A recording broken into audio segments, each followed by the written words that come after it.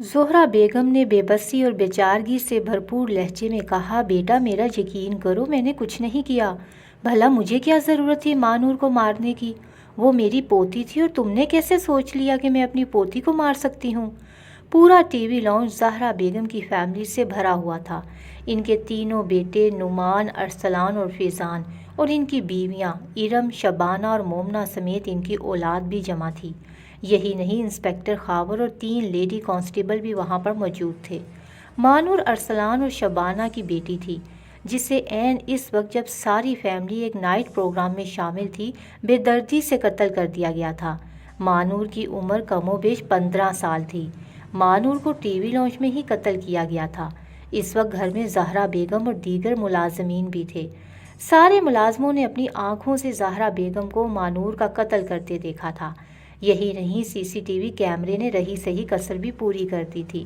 زہرا بیگم متواتر بازد تھیں کہ وہ بے گناہ ہیں، جبکہ ثبوت ان کے متضاد تھے۔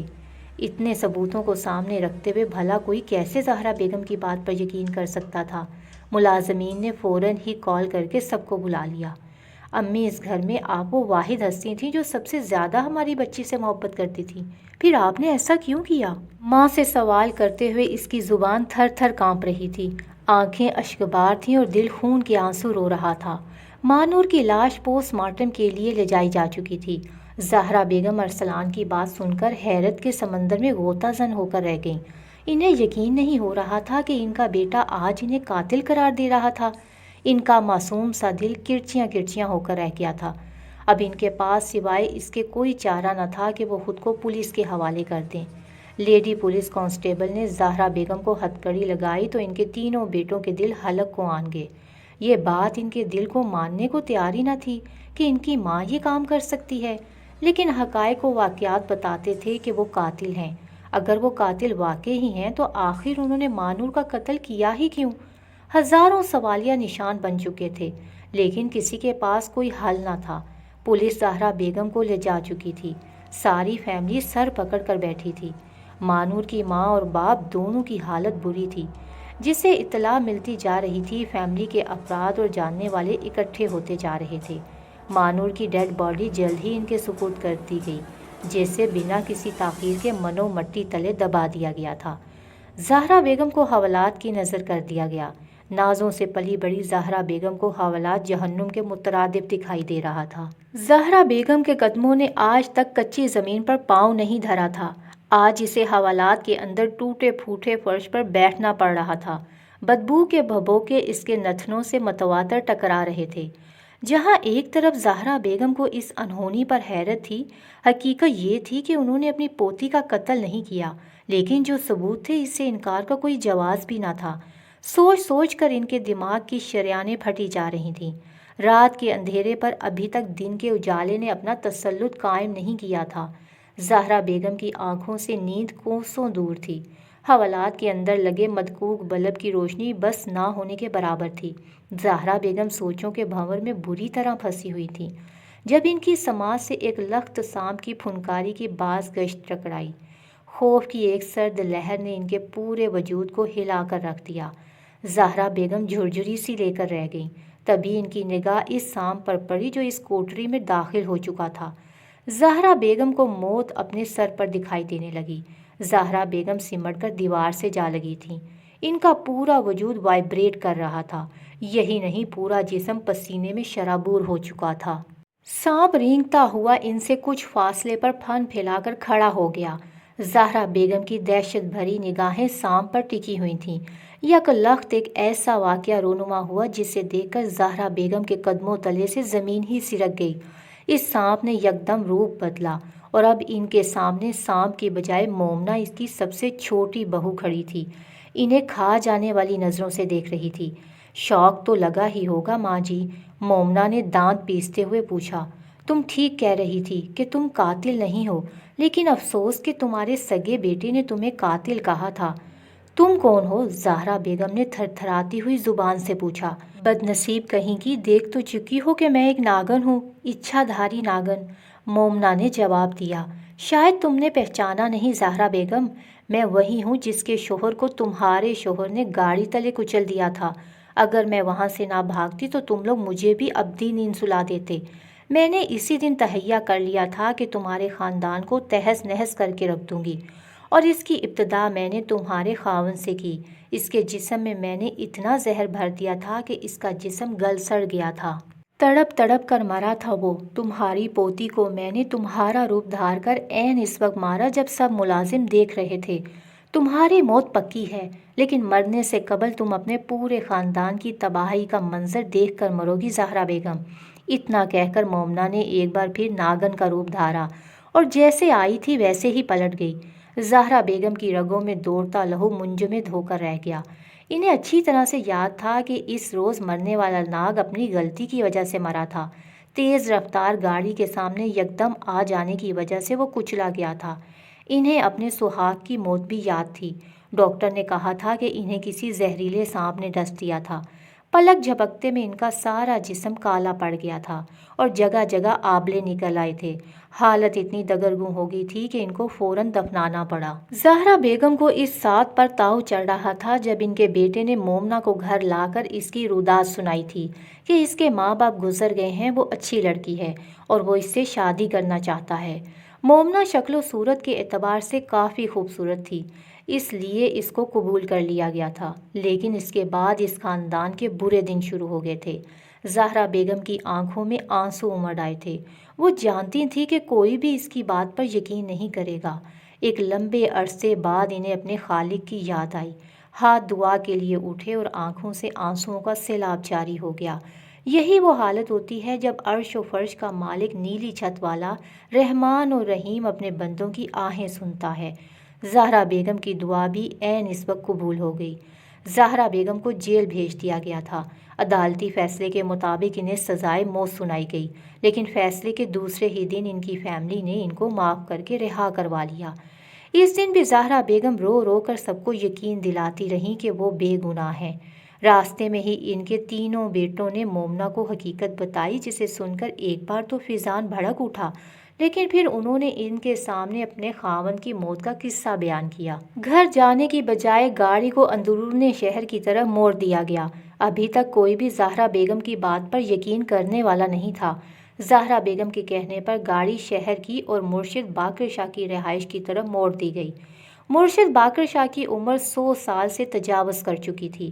ان کے پاس نوری طاقتیں تھیں۔ ان کی زندگی خدمت خلق کی نذر ہو چکی تھی۔ زہرا بیگم کے گھرانے پر ان کے بے شمار احسانات تھے۔ جس وقت وہ لوگ باقر شاہ کی رہائش پر پہنچے، اس وقت مرشد باقر شاہ گھر پر ہی موجود تھے۔ ساری بات جب مرشد باقر شاہ کو بتائی گئی تو انہوں نے کالے رنگ کا ایک دھاگا نکال کر فرش پر پھینکا اور ان سب کی طرف متوجہ ہوئے۔ میں ابھی کچھ نہیں کہہ سکتا، مرشد باقر شاہ بولے، لیکن میں کچھ دیر ایک وظیفہ کروں گا۔ اگر تمہاری بات سچ ہوئی تو یہ دھاگا سانپ کا روپ دھار لے گا، علاوہ ازیں ایسا کچھ نہیں ہوگا۔ مرشد باقر شاہ کی بات سن کر سب کی توجہ اس دھاگے پر مرکوز ہو گئی، خاص کر زہرا بیگم کے پورے وجود میں چونٹیاں سی دوڑنے لگی تھیں۔ وہ متواتر یہی سوچے جا رہی تھی کہ اگر یہ بات غلط ثابت ہوئی تو ان کی اولاد ان سے ہمیشہ کے لیے روٹھ جائے گی۔ ہر گزرتے لمحے کے ساتھ زہرا بیگم کو اپنا لہو منجمد ہوتا معلوم ہو رہا تھا۔ مرشد باقر شاہ متواتر قرآن آیات کا ورد کر رہے تھے، جبکہ دوسری طرف وہ دھاگا جوں کا توں تھا۔ مرشد باقر شاہ نے یک لخت پڑھنا چھوڑ دیا اور ایک لمبی پھونک اس دھاگے پر ماری۔ سب کی نگاہیں اسی دھاگے پر مرکوز تھیں۔ پھونک مارنے کی دیر تھی کہ دھاگے نے آنن فانن حرکت کی۔ یہ دیکھ کر سب کے قدموں تلے سے زمین سرک گئی کہ ان کے سامنے بڑے دھاگے کی جگہ ایک چمکدار سانپ پھن پھیلائے کھڑا تھا۔ مرشد باقر شاہ نے دوبارہ اس دھاگے پر پھونک ماری۔ دھاگا اپنی اصلی شکل میں آ گیا۔ وہ ایک عام نہیں بلکہ ایک اچھا دھاری ناگن ہے۔ مرشد باقر شاہ نے دھاگے کو فرش سے اٹھاتے ہوئے کہا۔ مرشد باقر شاہ کی بات سن کر زہرا بیگم نے فاتحانہ نگاہوں سے اپنے تینوں بیٹوں کو دیکھا، لیکن بیٹوں میں اتنی ہمت نہ تھی کہ وہ ماں سے آنکھیں ملا سکتے۔ تینوں بیٹے حیرت کے سمندر میں غوطہ زن تھے، خاص کر فیضان، جسے یقین ہی نہیں آ رہا تھا کہ وہ جس عورت کے ساتھ زندگی گزار رہا تھا وہ حقیقت میں ایک ناگن ہے اور اس کی 3 ماہ کی اکلوتی بیٹی کی ماں ہے۔ تمہارے پورے خاندان کا ملیا میٹ کرنے کا ارادہ رکھتی ہے۔ اگر اس کا صفایا نہ کیا گیا تو وہ تمہارے خاندان کا صفایا ضرور کر دے گی۔ فیضان مومنہ سے بے حد محبت کرتا تھا۔ اس کی اصلیت جان لینے کے باوجود بھی وہ اس کی موت کے حق میں نہ تھا، لیکن اس کا زندہ رہنا بھی بہتر نہ تھا۔ اس پرابلم کا سلوشن کیا ہوگا؟ ارسلان نے پوچھا۔ میری معصوم بیٹی کو اس نے بے موت مار دیا، پھر ہماری ماں کو سلاخوں کے پیچھے کروا دیا۔ ایسی موت ماروں گا کہ دوبارہ کوئی بھی ناگ یا ناگن انسانوں سے پنگا نہیں لے گی۔ نہیں، کچھ چیزیں دیتا ہوں، ان کو استعمال کرنے کا طریقہ اچھے سے سمجھ لینا۔ مرشد باقر شاہ نے اپنی جگہ سے اٹھتے ہوئے کہا۔ پھر مرشد باقر شاہ اٹھ کر دیوار سے لگی ایک لکڑی کی بوسیدہ الماری کی طرف بڑھے۔ الماری میں سے کچھ چیزیں اٹھا کر وہ ایک بار پھر ان کی طرف بڑھے۔ اس پوٹلی کے اندر 4 اسٹیل کی کیل اور ایک دھاگے کا گچھا ہے۔ مرشد باقر شاہ کے ہاتھوں سے وہ پوٹلی ارسلان نے تھام لی۔ 4 کیل گھر کے چاروں کونوں میں ٹھوک دینا، اس سے وہ ناگن گھر سے باہر نہیں نکل پائے گی، لیکن اس سے قبل اس دھاگے کے گچھے سے وہ دھاگا سب کے دائیں ہاتھ پر تھوڑا تھوڑا باندھ دینا۔ یہ دھاگا تمہیں اس ناگن کے شر سے محفوظ رکھے گا اور وہ تمہیں کوئی تکلیف نہیں پہنچا سکے گی۔ عین اس وقت جب وہ ناگن کا روپ دھار لے، پانی کا چھڑکاؤ اس پر کر دینا، وہ نظر آتش ہو جائے گی۔ مرشد باقر شاہ نے پانی کی ایک چھوٹی سی بوتل ان کی طرف کر کے سمجھایا۔ بوتل بھی ارسلان نے ہی پکڑ لی تھی۔ مرشد باقر شاہ کی ہدایت کے مطابق 4 کیل گھر کے چاروں کونوں میں ٹھوک دیے گئے۔ یہی نہیں بلکہ وہ دھاگا بھی سب کے دائیں ہاتھ میں باندھ دیا گیا۔ دوسری طرف مومنہ کو زہرا بیگم کی رہائی کا علم ہوا تو اس کا ماتھا ٹھنکا۔ اس کا کمرہ فرسٹ فلور پر تھا۔ پلک جھپکنے میں وہ اپنے کمرے سے باہر آ گئی اور نیچے ٹی وی لانچ میں سب کو تکنے لگی۔ زہرا بیگم کی رہائی پر وہ کوئلہ بن کر رہ گئی۔ اسے اس بات کا یقین تھا کہ زہرا بیگم نے اپنے کسی بیٹے کو اس حقیقت سے آشنا کیا ضرور ہوگا۔ وہ جیسے جیسے سیڑھیاں اتر رہی تھی ویسے ویسے اس کی آنکھوں میں غم و غصے کی آندھی نے زور پکڑنا شروع کر دیا۔ زہرا بیگم کی نگاہ بھی اس پر پڑ چکی تھی۔ یکے بعد دیگرے سب اس کی طرف متوجہ ہوئے۔ مومنہ کی چھٹی حس اسے خبردار کرنے لگی کہ ضرور دال میں کچھ کالا ہے۔ جیسے ہی مومنہ نے فرش پر قدم رکھا، اس کے منہ سے ایک دلخراش چیخ نکلی اور وہ اڑ کر دور جا گری۔ تمہاری حقیقت ہم پر عیاں ہو چکی ہے ناگن، ارسلان غصے سے پھنکارتے ہوئے بولا اور جلدی سے بوتل کا ڈھکن بھی کھولنے لگا۔ تم لوگ میرا بال بھی بیکا نہیں کر سکتے، مومنہ بھی غصے سے بولی۔ اس کی نگاہ ارسلان کے ہاتھ میں پکڑی بوتل پر تھی۔ دوسرے ہی لمحے مومنہ کی جگہ ایک اچھا دھاری ناگن پھن پھیلائے کھڑی تھی۔ اس سے قبل کہ ارسلان اس پر پانی پھینکتا، ناگن کی دم اتنی زور سے ہلی کہ بوتل اڑ کر باہر گراج میں جا گری۔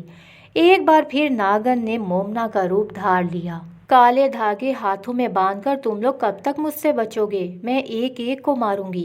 اتنا کہہ کر مومنہ نے ایک بار پھر ناگن کا روپ دھارا اور باہر کی طرف لپکی، لیکن بدقسمتی سے بری طرح پھنس گئی۔ اس کی دم مارنے سے بوتل گراج کی دیوار سے ٹکرائی اور پانی کے قطرے 4 سو پھیل گئے۔ عین اسی وقت جب مومنہ گراج میں داخل ہوئی، چھت پر لٹکے چھوٹے سے فانوس سے پانی کی 3-4 بوندیں یکلخت گریں اور مومنہ کے جسم کے مختلف حصوں پر آن گریں۔ مومنہ اپنی جگہ رک گئی اور اس نے مڑ کر پہلی بار سب کو مترحم نگاہوں سے دیکھا۔ کوئی بھی اس کے دیکھنے کے انداز سے اس کی اندرونی کیفیت نہ پڑھ سکا۔ مومنہ کی ترحم آمیز نگاہیں فیضان پر ٹک گئیں۔ اس کی آنکھوں میں آنسو دیکھ کر فیضان کا دل حلق کو آن گیا۔ وہ آگے بڑھنا چاہتا تھا، لیکن اس کے بھائیوں نے اسے قابو کر لیا اور عین اسی لمحے مومنہ کے پورے وجود کو آگ نے اپنی لپیٹ میں لے لیا۔ 4 سو گوشت کے سڑنے کی بسان پھیلنے لگی۔ مومنہ آگ سے جان چھڑانے کے لیے ہاتھ پاؤں مار رہی تھی، لیکن بے سود اس کی ہر کوشش رائے گاں گئی۔ اس کی چیخیں تک دب گئیں۔ دیکھتے ہی دیکھتے مومنہ کا وجود جل کر خاکستر ہو گیا، جسے ارسلان کے حکم پر ملازمین نے اکٹھا کر کے نظر عام کر دیا۔ فیضان کا دل کرچیاں کرچیاں ہو کر رہ گیا تھا۔ وہ مومنہ کو دل و جان سے پسند کرتا تھا۔ اس کی موت نے اسے ریزہ ریزہ کر کے رکھ دیا تھا۔ اپنی آنکھوں کے سامنے اس نے مومنہ کو لقمہ اجل ہوتے دیکھا تھا، لیکن وہ کچھ نہ کر پایا تھا۔ اس کی دگرگوں کیفیت سے اس کے فیملی ممبران آشنا تھے، لیکن محبت انسانی روپ میں ایک دشمن تھی جو پورے خاندان کا صفایا کرنے والی تھی۔ اگر مومنہ کو ابدی نیند نہ سلایا جاتا تو وہ سب کو ابدی نیند سلا دیتی۔ فیضان دھیرے دھیرے زینہ چڑھنے لگا۔ کمرے میں آ کر اس نے اندر سے کمرے کو لاک کیا۔ بیڈ پر منہ دوسری طرف کیے اس کی بیٹی خواب خرگوش کے مزے لوٹ رہی تھی۔ آنکھوں میں اشک بھرے وہ اپنی بیٹی کی طرف بڑھا اور اسے اٹھا کر باہوں میں بھر لیا۔ اس کی بیٹی کی آنکھیں بند تھیں، وہ گہری نگاہوں سے اسے دیکھنے لگا۔ تبھی یک بارگی اس کی بیٹی نے آنکھیں کھولیں، اس کی آنکھوں میں جیسے شعلے جل رہے تھے۔ تبھی فیضان نے دیکھا کہ اس کی بیٹی کی زبان سام کی زبان کے جیسے اندر باہر نکلنے لگی۔ اس نے بغور دیکھا، اس کی بیٹی کی زبان سام کی زبان سے متشابہ دو رخی تھی۔ اس کا دل تیزی سے دھڑکنے لگا۔ اس نے بند دروازے کی طرف دیکھا، پھر سکون کا سانس لیا اور بیٹی کو بیڈ پر لٹایا۔ مومنہ تم مجھے کبھی نہیں بھولو گی، فیضان آنسو صاف کرتے ہوئے بولا۔ اپنی بچی کو زندہ رکھنے کے لیے اگر مجھے پورے خاندان کو ملیا میٹ کرنا پڑا تو میں دریغ نہیں کروں گا۔ اتنا کہہ کر فیضان نے بیٹی کو ایک بار پھر اٹھایا اور کمرے کی کھڑکی کھول کر کھڑا ہو گیا۔ ٹھنڈی ہوا کے جھونکے اس کے دل و دماغ کو راحت بخشنے لگے۔ اس کے ہونٹوں پر ایک مسکراہٹ سی پھیلی ہوئی تھی۔ اس نے ایک بار پھر اپنی بیٹی کو دیکھا تو اسے یوں لگا جیسے اس کی آنکھوں میں مومنہ کے عکس تیر رہے ہوں، اور پھر وقت پر لگا کے گزرنے لگا۔ مومنہ کے خاتمے کے بعد 1 سال گزر گیا۔ ایک روز زہرا بیگم نے باقر شاہ کو اپنے گھر بلایا۔ باقر شاہ تشریف لے آئے۔ زہرا بیگم فیضان کی بیٹی کو گود میں لیے بیٹھی تھیں۔ جب باقر شاہ کی نظر بچی پر پڑی تو باقر شاہ بچی کو غور سے دیکھنے لگے اور انہوں نے اپنی دونوں آنکھیں بند کر لیں۔ پھر انہوں نے اپنی آنکھیں کھول دیں اور بچی پر اپنی نگاہیں مرکوز کر دیں۔ باقر شاہ کے منہ سے نکلا، اوہ! تھوڑی دیر بیٹھ کر باقر شاہ چلے گئے اور پھر اسی رات فیضان کی بیٹی کا انجام اپنی ماں مومنہ جیسا ہو گیا۔